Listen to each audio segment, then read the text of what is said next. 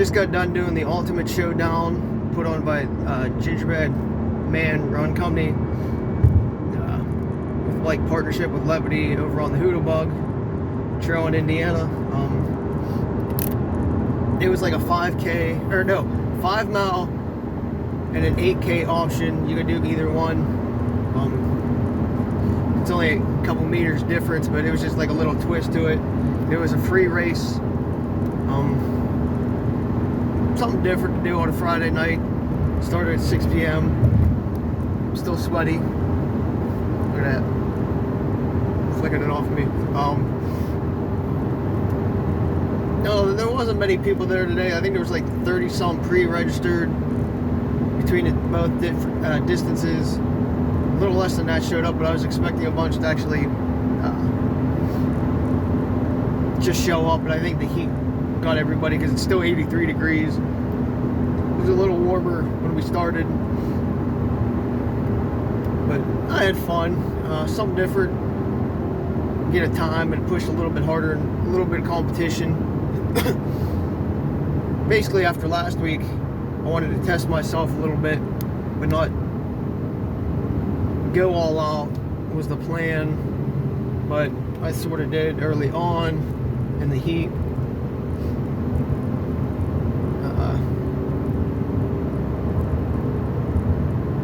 Yeah, I'll get to the other stuff.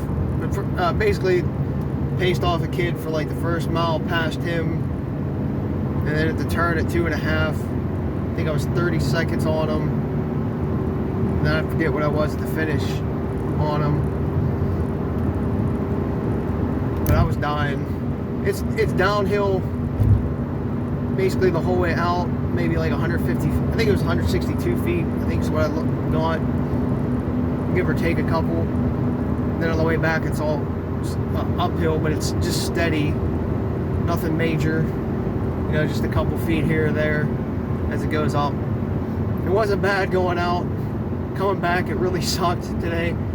It was just, I think the heat, the humidity, and then your body's finally starting to like warm up at that 2.5 mark, and then running that steady incline the whole way back just like really zapped the energy out of you. At least it did for me. I knew I was dying. I could really feel it.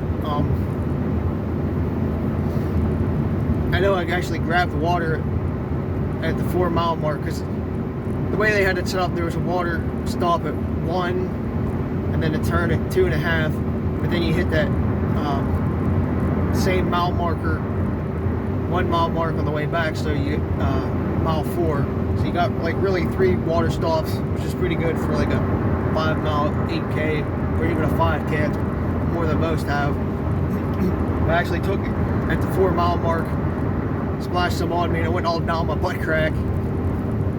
Yes, I felt it down my butt crack the way I splashed it, and then I just carried it with me the rest of the race because I was just feeling so hot and sweaty at that time. I figured better be safe than sorry.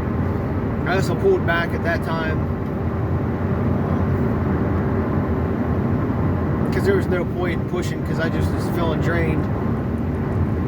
So I didn't want to like hurt myself anymore. My legs have just been toast. Actually, on the way out, if we would have kept going like a full 5K out, I would have PR'd for a 5K. At least what I was figuring on my watch. Now I'm gonna have to look at my splits, but I was on like a 5K PR pace. First 2 miles were like, let's see here. Let's see what my splits are. Well, maybe not. A 550 and 538. So that's 10. It's 11:20. So if I would have did like a 5.5 to 6, I probably would have PR'd. If I would have kept that pace a little bit. But then as soon as we turned around and started going uphill, I was just like, oh, this sucks. Like, my body just was like, eh. But I pushed a little, not red line push, but pushed enough to just to test it after last week's hypernatremia and rhabdo. Definitely not back 100% yet. Like I said, the last few days my legs at work, even after work, are just don't feel right. I think that's where the rhabdo came in from. Like, it just ate my calf muscles, because my calves are just completely shot. I felt them running the race, and I felt them at work today. And even like behind the knee, like where the calf muscles like meet the knee, it's where they really hurt. And then I know after walking around, my right hamstring felt a little tight. So I don't know what's up with that. Maybe it was just because it was rail trail or I hit something sideways. I don't know. Definitely not 100% yet. But I wanted to test myself today just to see what I can do on like an easier rail trail. So when I race tomorrow morning, you know, I have an idea what's going to go on. But other than that, I mean, it was a small crowd, so I was kind of disappointed. I thought a lot more people would come. But it was just a nice little event that Gingerbread put on. You know, being a free race, they don't have to do something like that, so you gotta appreciate people who do that when they get to do stuff like that for people in the community. But yeah, not much else to really say. It's just that the heat sucked and I sucked.